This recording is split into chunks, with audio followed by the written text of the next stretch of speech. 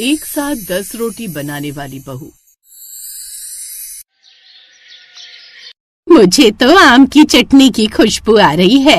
अब तो और रुका नहीं जा रहा। कितनी देर से आकर डाइनिंग टेबल पर बैठे हैं, अब पता नहीं कब आएगी रोटी। अब 2 मिनट रुकिए माँ जी, मैं अभी बहू का आवाज लगाती हूँ। निहारिका बहू, खाना बन गया हो तो जल्दी से परोस दे। भूख के मारे हमारे पेट में चूहे के साथ साथ हाथी घोड़े सब दौड़ने लगे हैं। जी माँ, लाई बस 2 मिनट। फिर निहारिका जल्दी से टेबल पर सबके लिए खाना लगाती है।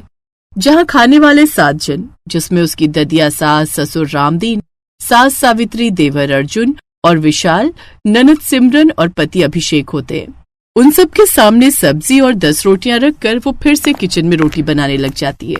तभी बाहर रोटी खत्म हो जाती है। बहू, जल्दी रोटी लेकर आ, कर क्या रही है? हे भगवान, इनका पेट है या कुआं? अब इससे ज्यादा स्पीड क्या बढ़ाऊं?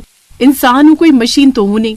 फिर भी निहारिका जल्दी जल्दी हाथ चलाने लगती है, लेकिन तब भी बाहर रोटियां कम पड़ जाती हैं। बहू, क्या है ये? एक एक रोटी के लिए हमें कितना इंतजार करना पड़ रहा है। माँ जी, आप देख तो रही हैं मैं कितनी जल्दी कर रही हूँ, लेकिन फिर भी इतने बड़े परिवार में रोटियां कम पड़ जा रही हैं। ऐसा करती हूँ, मैं कल से ढेर सारी रोटियां इकट्ठी बना लिया करूंगी, तब आपको इंतजार नहीं करना पड़ेगा। नहीं बहू, हम ठंडी रोटी नहीं खाएंगे। रोटी तो गरम गरम ही खाने में अच्छी लगती है।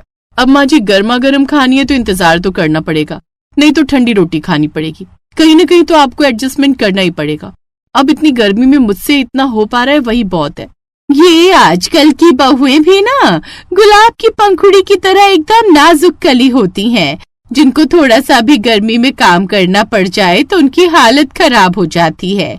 कोई बात नहीं, अगर बहू तुझसे गर्मा गर्म रोटी नहीं बनती तो कोई बात नहीं, कल से मैं और सावित्री खुद ही रोटी बना लिया करेंगे। क्यों सावित्री, ठीक कहा ना? हाँ माँ जी, हम दोनों मिलकर रोटी बना लेंगे। बहू, तू बस सब्जी बनाकर रख दियो कल से। ठीक है, जैसा आपको ठीक लगे। अगले दिन निहारिका ऐसा ही करती है। वो सब्जी और रायता बनाकर रख देती है, साथ ही आटा भी गूंथ कर रख देती है। और फिर, माँ जी, मैंने अपना काम कर दिया है, अब आप रोटी बना लीजिए। अब दोनों दरिया सास और सावित्री रोटी बनाने रसोई में चली जाती हैं। लेकिन गर्मी के महीने में इतने लोगों के लिए रोटियां बेलते बेलते उनकी हालत खराब हो जाती है। वो पसीने से तरबतर हो जाती हैं।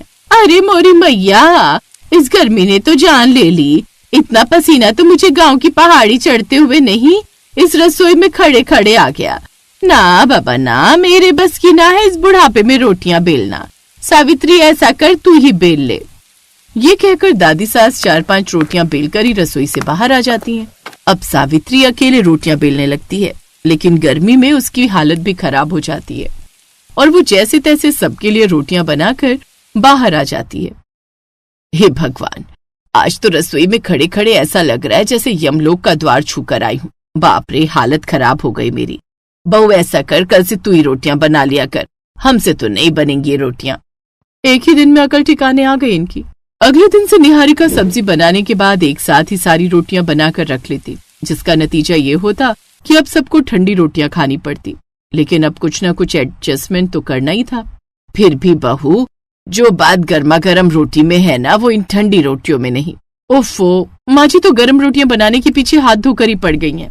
ऐसे कुछ दिन बीत जाते हैं। फिर एक रोज, निहारिका बहू, आज शाम को विमला के यहाँ कीर्तन है, उसके बाद सबका खाना भी वहीं है, तो तुम भी तैयार हो जाना। बार बार फोन करके बोल रही थी विमला कि अपनी बहू को भी लेकर आना। अच्छे से जानती हूँ विमला आंटी को, कंजूस है 1 नंबर की। किसी हलवाई को बिठाया नहीं होगा, इसलिए मुझे खाना बनाने के लिए बुलाया होगा। अपने ससुराल की रसोई में तपो ही, गर्मी में ऊपर से फंक्शन में जाकर भी यही हाल होगा। यही सोचकर निहारिका उस फंक्शन में चली तो जाती है, जहाँ कीर्तन होने के बाद विमला की बहू सोनिया सबसे कहती है, अब आप सब यहाँ बैठ जाइए, मैं सबके लिए खाना ले आती हूँ। सोनिया, मैं भी आऊँ क्या किचन में? वैसे सच कहूँ तो कीर्तन में गाते गाते ना मैं थोड़ा थक गई हूँ, लेकिन फिर भी तू कहे तो आऊँ रसोई में। अरे नहीं, उसकी कोई जरूरत नहीं है। मटर पनीर, दाल मखनी और खीर बनकर तैयार है।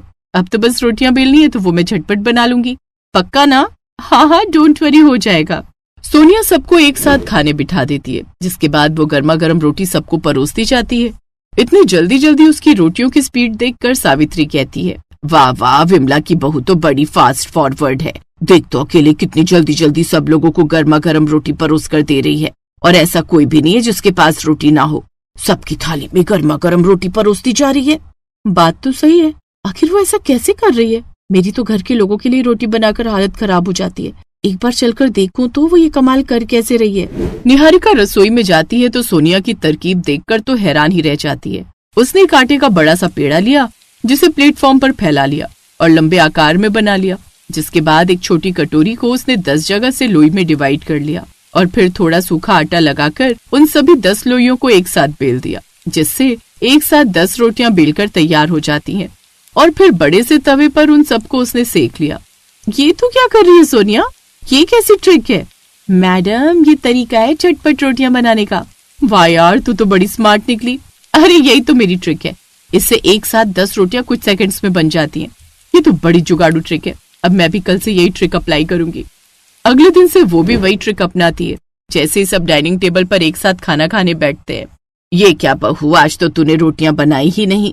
माँ जी, आज से आपको गर्मा गर्म रोटियां मिलेंगी, वो भी सिर्फ चंद सेकंड्स में। क्यों, कोई जादू की छड़ी लग गई क्या तेरे हाथ? बस ऐसे ही समझ लो। निहारिका जल्दी से रसोई में जाती है और सोनिया की तरह ही आटे की बड़ी सी लोई बनाकर तैयार कर लेती है। फिर उसी तरकीब से उसने भी रोटियां बेलकर तैयार कर ली। ये आपकी, आपकी, आपकी और ये आपकी। वाह बहू, तू तो एक साथ 10 रोटियां बनाने वाली बहू बन गई। लेकिन जैसे ही वो रोटियां खाने लगे तो वो आधी कच्ची और आधी पक्की थी। पोता बहू, ये तू हमें कच्चा आटा क्यों खिला रही है? घर में गैस खत्म हो गई है क्या? हाँ बहू, ये रोटियां तो ठीक से पकी भी नहीं। अब माँ जी, आपको गर्म रोटी भी चाहिए, कच्ची भी है, पूरी तरह पकी हुई भी चाहिए। अब कहीं ना कहीं तो कॉम्प्रोमाइज करना ही पड़ेगा ना। इसलिए अब गर्मा गर्म रोटी चाहिए तो ऐसे ही मिलेगी। अब निहारिका के लिए तो रोटियां बनाना काफी आसान हो गया था, लेकिन अब घर वालों के लिए वो रोटियां खाना किसी आफत से कम नहीं था।